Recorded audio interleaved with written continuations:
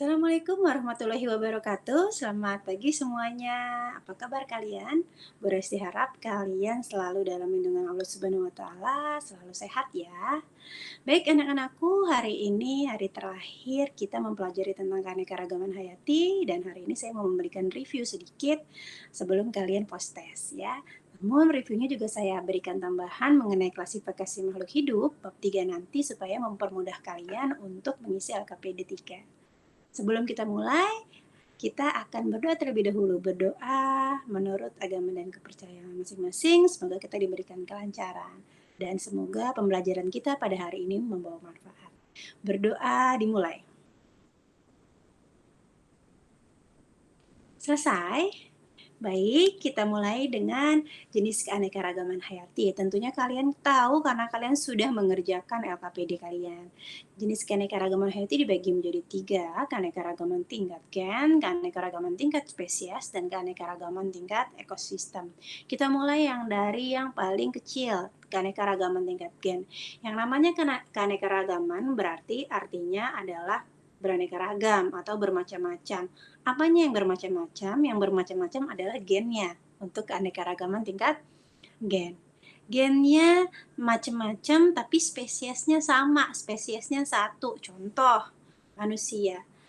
Saya dengan kalian satu spesies, tapi memiliki gen yang berbeda. Contoh, kalian misalnya berambut keriting, bermata besar, berhidung mancung gitu ya. Sedangkan saya berambut lurus, berkulit sawo matang gitu ya. Jadi seperti itu untuk keanekaragaman tingkat gen. Untuk contohnya pada tumbuhan kita bisa paling mudah memberikan contoh pada bunga mawar. Bunga mawar warna mahkotanya bisa beda-beda, ada mawar merah, ada mawar kuning, ada mawar putih gitu ya. Warna itu ditentukan dari keberadaan gen, berarti gennya bermacam-macam sehingga warna mahkotanya warna mahkotanya beda-beda gitu ya. Yang kedua, keanekaragaman tingkat spesies. Apa sih yang dimaksud dengan keanekaragaman tingkat spesies? Berarti spesiesnya bermacam-macam, gitu ya. Spesiesnya beraneka ragam. Contohnya, dan ini biasanya kita jadikan tolok ukurnya adalah dalam satu keluarga atau satu family. Contoh, kalau pada hewan, familinya adalah kucing. Jadi ada kucing hutan, ada harimau, ada kayak misalnya ada gini, Felis domesticus, ada Panthera tigris gitu ya. Nah, itu udah jenis kucing yang berbeda ya. Tapi dia masih dalam satu keluarga kucing-kucing, beneran, kucing besar dan kucing kecil. Sedangkan kalau untuk contohnya di tumbuhan misalnya yang mudah adalah jeruk. Ada jeruk purut, jeruk limau gitu ya. Kemudian ada jeruk jeruk Medan gitu, jeruk Bali gitu. Dia itu adalah keanekaragaman tingkat spesies. Spesiesnya beda-beda. Nah, untuk keanekaragaman tingkat spesies akan lebih mudah kalau kalian tahu memang nama spesiesnya. Contoh, untuk jeruk Bali namanya adalah Citrus maxima. Sedangkan untuk jeruk yang lain misalnya ada Citrus aurofolia. Jadi dari situ aja udah ketahuan, oh kata keduanya beda, berarti spesiesnya berbeda. Kalian akan lebih mudah ketika kalian tahu nama latinnya. Makanya di biologi kalian harus bisa 3 bahasa, bahasa Indonesia, English, dan Latin ya. Kita latih bersama-sama. Kemudian yang terakhir adalah keanekaragaman tingkat ekosistem. Keanekaragaman tingkat ekosistem adalah berarti ekosistemnya banyak, bermacam-macam, beda-beda. Nah, terbentuknya ekosistem tersebut karena adanya interaksi dari faktor biotik atau makhluk hidup dengan faktor abiotik yang bukan makhluk hidup. Oke. Nah, sudah bisa membedakan ketiga jenis keanekaragaman hayati ya. Kita lanjut. Nah, kita lanjut ke persebaran flora. Ini kita fokuskan di keanekaragaman hayati di Indonesia menurut Dr. Sampurna Kadarsan. Jadi menurut Dr. Sampurna itu, Indonesia dibagi menjadi bagian barat dan bagian timur. Dan di sini sudah ditentukan Indonesia itu termasuk kawasan Malaysiana dengan beberapa negara lainnya nih, seperti Malaysia, Kepulauan Solomon, dan Papua Nugini. Itulah mengapa Indonesia memiliki karakteristik fisik, terus abiotik gitu yang mirip dengan negara-negara tersebut gitu ya.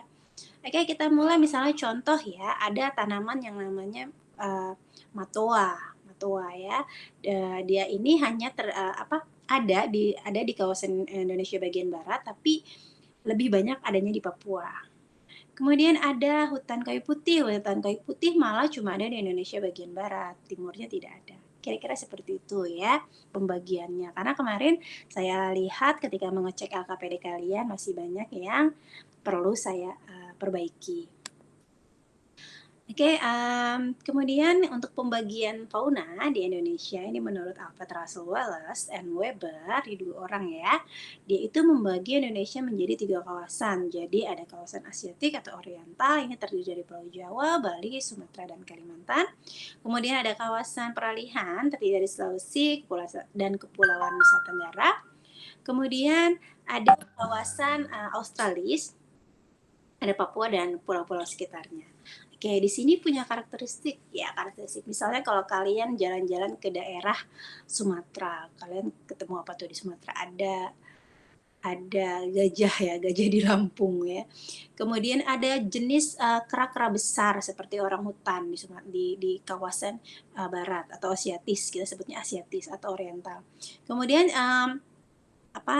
jenis-jenis burung warnanya kurang menarik, beda dengan jenis-jenis burung yang ada di bagian Australis, warnanya lebih menarik ya.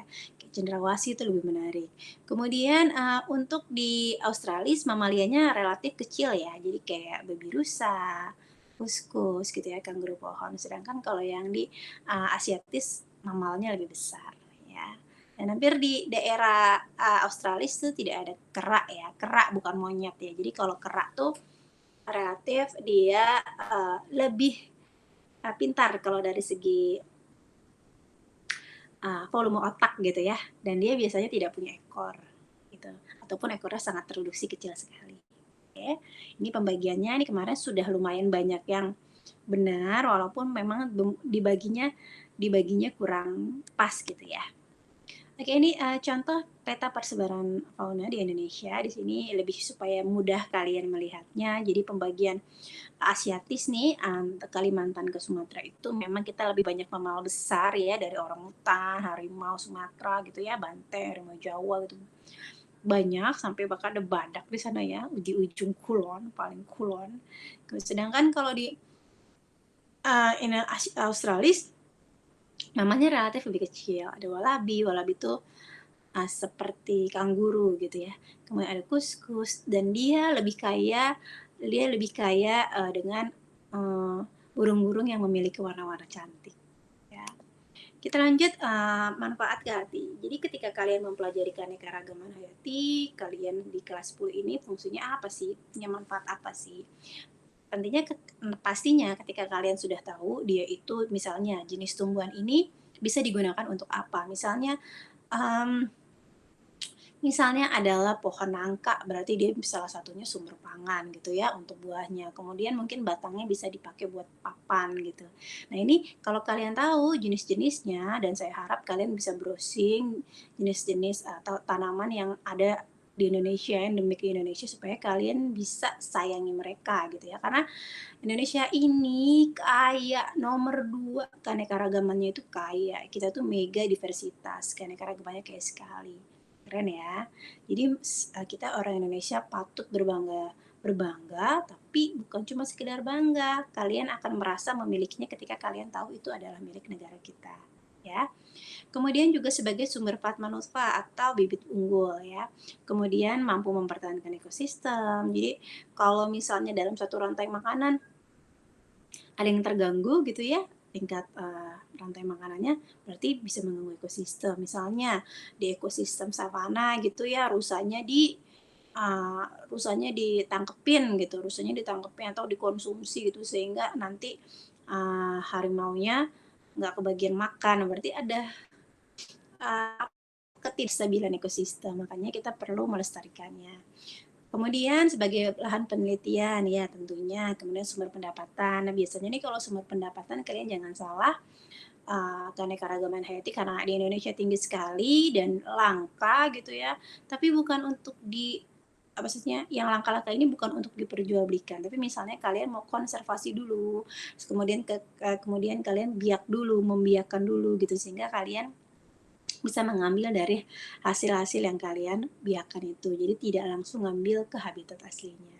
Dan yang terakhir sebagai tempat rekreasi ya. Jadi kalau kalian ada kesempatan untuk mampir ke Baluran, Baluran ya. Jadi Taman Nasional Baluran itu bagus banget, nggak kayak bukan di Indonesia gitu kayak di film-film luar negeri dengan evergreennya gitu ya, rumput yang selalu hijau evergreen ya. Jadi itu baru salah satu dari taman nasional yang ada di Indonesia. Kalian perlu jelajahi sekian banyak taman nasional yang ada di Indonesia, dan orang Indonesia jangan kalah sama orang dari negara lain. Oke.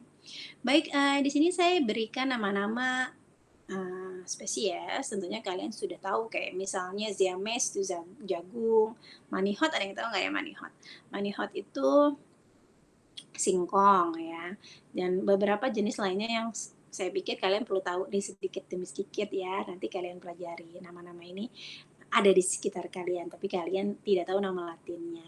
Di sini saya sudah kelompokkan peranannya dia di bidang pangan, bidang sandang, ataupun di bidang papan. Oke, kemudian aktivitas manusia yang mempengaruhi ke hayati. Ada yang perusakan habitat seperti penebangan hutan, perburuan liar, dan perusakan ekosistem terumbu karang. Itu banyak banget dan sampai sekarang masih ada. Kemudian juga ada penggunaan bahan kimia berbahaya seperti penggunaan pupuk dan pestisida berlebihan. Jadi mempengaruhi ekosistem yang ada di situ. Adanya pertanian monokultur. Jadi terkadang tuh kita lebih senang sama sesuatu yang hits, misalnya lagi hits gelombang cinta, namanya gelombang cinta, yang lain dibabatin gitu ya, padahal sebenarnya nggak apa-apa untuk menambah keanekaragaman. Kemudian pencemaran lingkungan dari limbah pabrik dan rumah tangga. Nah, ini adalah aktivitas yang mempengaruhi ke hati dari segi yang negatif. Sedangkan yang positif, contohnya seperti pemuliaan yang dilakukan untuk membuat varietas unggul dengan perkawinan silang. Jadi kalian menghasilkan sesuatu jenis yang lebih bermanfaat gitu ya. Tapi ini juga ada rules-nya. Kemudian ada juga bisa mereboisasi atau menghijauan, pembuatan tanam kota ini supaya pasokan oksigennya banyak gitu ya. Kemudian juga jenis-jenis tanaman yang ada di situ juga dikembangkan terus. Taman kota tentunya sekalian sudah banyak tahu taman kota. Kemudian ada pelestarian plasma hutan secara in situ atau ex situ, ini istilah ya, mungkin waktu kalian SMP sudah tahu. Kemudian sistem tebang hutannya itu dengan sistem tebang pilih. Jadi dipilih yang tua, yang mana tidak semua langsung dibabat ya. Oke, ini ada upaya pelestarian hayati, ada in situ dan ex situ. Kalau in situ itu di habitat aslinya, kalau ex situ di luar habitatnya. Kemudian memanfaatkan keanekaragaman hayati dengan menerapkan prinsip berikut, seperti prinsip daya toleran. Hayati memiliki batas toleran tertentu yang tidak bisa dilanggar. Kemudian in optimum, semua kekayaan alam tidak boleh dimanfaatkan sampai optimum, harus di bawah batas optimum supaya tidak habis, tidak punah. Kemudian faktor pengontrol, kita harus menjaga, mengontrol, dan mengendalikan keseimbangan lingkungan, dan prinsip ketahan balikan. Kita harus selalu menjaga pelestarian plasma agar tidak punah, apalagi plasma asli Indonesia. Oke, ini salah satu beberapa contoh taman nasional ataupun tempat-tempat yang digunakan sebagai konservasi, baik itu fauna ataupun flora di Indonesia ya. Ada taman nasional, pasti bedanya dengan cagar alam, suaka marga satwa gitu ya. Yang mana sih yang sifatnya in situ ex situ gitu ya, kalian harus tahu. Oke, kita lanjut ke bab 3 tentang klasifikasi.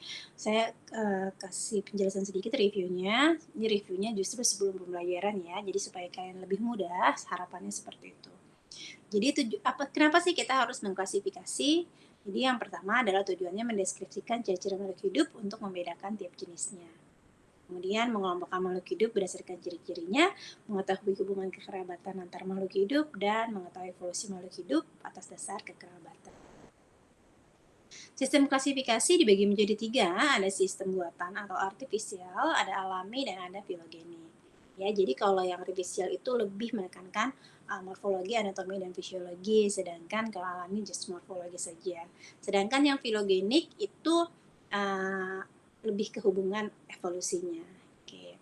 Nah, ini juga ada tokohnya ya. Jadi ada tokohnya tuh kalau yang, artifisial itu di pertama kali dilakukan oleh Sternya Pak Theophratus, kemudian untuk yang alami ada Jean Baptiste Lamarck dan Michael Adam, sedangkan yang filogenik itu dilakukan oleh Charles Darwin, tentunya kalian kenal. Oke, ini kalian sudah tahu waktu kalian duduk di SMP ya, taksonomi, urutan taksonomi dimulai dari yang paling besar yaitu kingdom atau dunia atau kerajaan. Kemudian ada divisi atau filum. Kalau tumbuhan kita pakai istilah divisi, kalau hewan kita pakai istilah filum. Kemudian ada kelas atau kelas.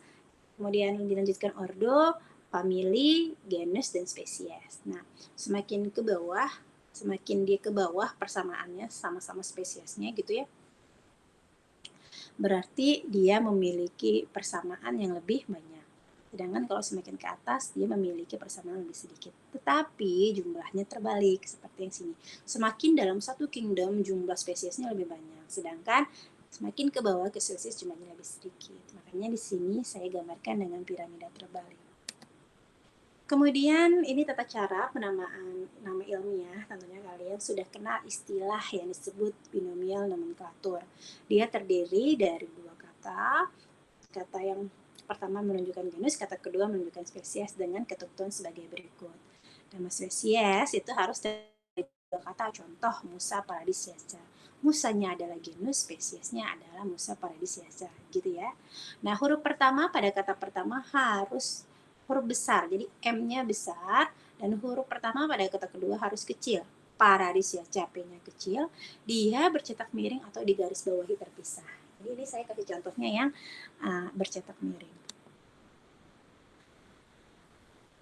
Oke, itu saja review kita pada hari ini. Semoga bermanfaat untuk kalian semua. Kita lanjut mengerjakan post-test pada hari ini. Baik, sekian dari saya. Kurang lebihnya mohon maaf. Wassalamualaikum warahmatullahi wabarakatuh. Tetap semangat kelas 10 MIPA.